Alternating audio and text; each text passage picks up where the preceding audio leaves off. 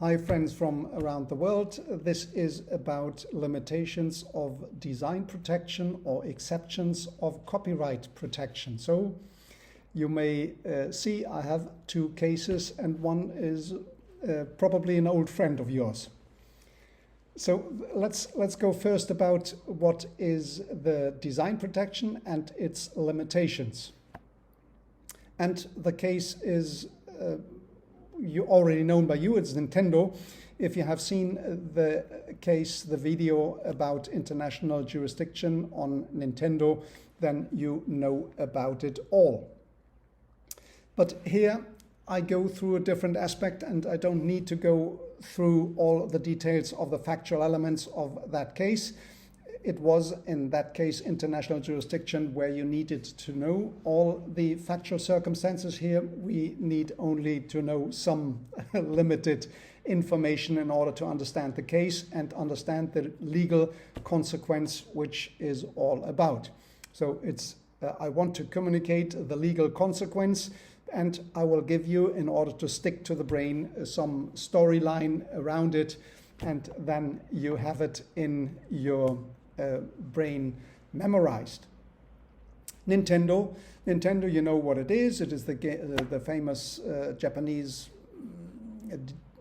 device producer for video games, etc. So the WII was the virtual game changer, so to say, on the market, because you could play tennis on the screen with regard to body movements and so. And there were some accessories. Naturally, you need to have something in your hand in order to represent the body movements on the screen. So these are accessories which have been sold by Nintendo on the internet, and these accessories have been sold by other companies as well. So Nintendo had the original protection design for these Wii and the Nintendo. They had also probably invention, also patents, but you know, that is about the designs here. BigBen, was it BigBen? I think so. BigBen France and BigBen Germany. That were two companies under the same roof, which were economically linked, and they produced accessories, among others, for video games and for the Wii of Nintendo. And for their advertisement, what they did is they used the Nintendo in order to stress the compatibility between their accessories and the Wii Nintendo game. Nintendo didn't like that, and they went to court for the international jurisdiction matter in the other video, and they wanted also to clarify the court that the BigBen, they could not use the Nintendo device in their advertisements. It would be, so to say, a possibility to take advantage of the known design of Nintendo in order to promote their own business. And well, the court went into that matter, and it is about Article 20 of the Community Design Regulation here on the screen, and it is possible to do that with certain circumstances, and that is the limitation, and it is about that limitation, how to precise that limitation, what the court has decided here. And it said there must be 3 criteria which has to be fulfilled so that that limitation has hold. And these 3 criteria are: there must be a compatibility of the act of reproduction with regard to honest, fair trade practices. Well, what does that mean? Well, it must be circumstances which everybody has a fair balance of the interest, and it is not about making one thing looking bad and the other thing looking good. And so honest business practice, which is a fair balance between the interests of the competitors and the interest of the the original design owner. So it must be focused, so to say, on the compatibility, and if it is focused on that, on the compatibility only, then it would be, so to say, a fair business practice, right? But there may be, you know, we did not get into details here. Perhaps in future cases it may go more into details with regard to that. The second is the absence of undue prejudice to the normal exploitation of the design. Well, it is a bit linked with the other. And a mention of the source of the design is also be required, so that this is a different company, and that not a mix of the companies, not that the competitor appears in the design as the original Nintendo, which is by saying, well, this is being, so to say, authorized by Nintendo, or we are part of the Nintendo family, or so. So these are the criteria which have to be respected. What is it about to say it in general? Well, the European Court of Justice, they made clear that you have the right in order to make a use of a protected design in your own ad if you want to stress, for example, the compatibility of the design.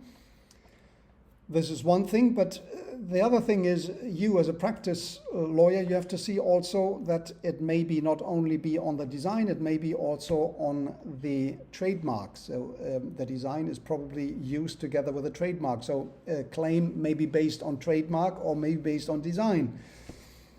Although probably the criteria would be more or less the same, being the main criteria, the honest business practice in trademark law and the fair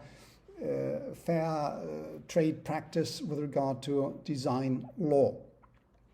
So this is an important issue. Interesting as well that was that the European Court of Justice, they said, well, this ad industry must exist with regard to the compatibility, because this goes to the innovation and the future development of technology, etc. That is an important issue, and therefore it must be part of the fair practice. So that is the first case. Then we have the second case, which is very easy, which is about copyright and photography, which is very easy on the factual circumstances. I can resume it in some words. There is a schoolgirl in Germany who was charged to make a presentation, and it went to a kind of PowerPoint presentation. And she went on the internet, as we all do, and look for some inspiration. And she came across on an online travel portal of photography which she thought was useful and instructional for her presentation, and she incorporated it together with a mention. This is from the online travel portal X, and she made this presentation within the school. Then afterwards, the presentation has been uploaded to the internet, to the homepage of the school. And there, the photographer, it was a professional photographer who made this photography for the online travel portal, saw his photo, and it was made without its consent, and therefore sued the school for not reproducing that image, and damages of 300 euros. Yes, 300 euros. And this went, you may well suspect, went to the European Court of Justice. So it was only 300 euros, but it went to the European Court of Justice, right? Now, the European Court of Justice, they pronounced himself on two issues which are interesting. The exception issue, that is Article 5 of the Copyright Directive, you know already, and Article 3 on the communication to the public. This is the second issue. The main issue being on the first one, communication to the public. So the court went over what is photography, and it said, well, a photography can be a copyright-arted work if it has some creativity, some originality from the photographer. This is already clear. What about the communication to the public? Well, communication is something which is made be accessible to the public. It is not that the public must access. It is about the accessibility. And the public, well, the public, that must be a significant number of persons which can access to that public. So this is communication to the public, nothing new about that, right? The parties disagree whether this is a new public, so the second upload, so to say, on the presentation of the school homepage, is that a new public, or is that already have been made to the public and that's it? So it is, so to say, exhausted. And here, well, the Court of Justice, they made a kind of result-oriented argumentation. They said, well, if with the first upload, with the consent of the photographer, a second upload, so to say, the author was not asked. So the author did not receive any reward about the next upload, and the public of a different homepage, that might be a different public to which access to this new homepage. So they said, well, at the end it is so it is a new public, so to say, and the consent of the author is also needed for this second upload. So meaning that you do not get exhausted once you upload your photo to the internet, then it is in the open and that everybody can use it. So that is an important issue. It went up to the European Court of Justice with regard to Article 3, so that is something to have into mind. And the second issue was about the exception of Article 5 of the directive. So you may remember from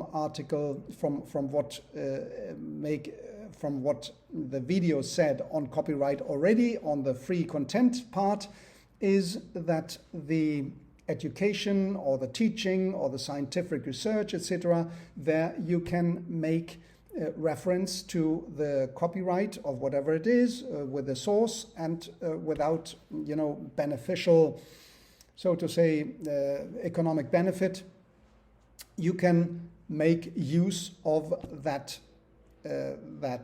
copyright without infringement.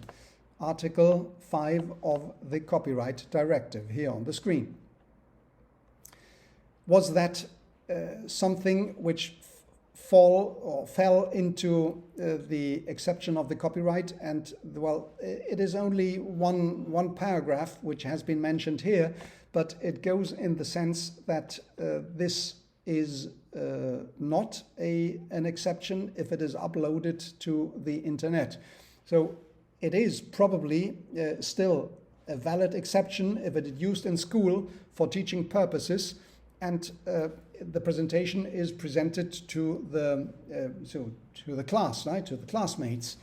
But the uploading to the internet is something which is not really covered by the exception, even though the upload is not for economic benefit. And we learn now through this judgment from the European Court of Justice that the economic benefit, whether it is with the intention of obtaining economic benefit, this is not the important determinant criteria for the applying the exception. So the school did not get any benefit out of it by publishing the presentation, but that is not determinant at all. So the takeaway here is that the exception of Article 5 is only applicable if it is for teaching purposes, but for teaching purposes for those who need to be taught. You need to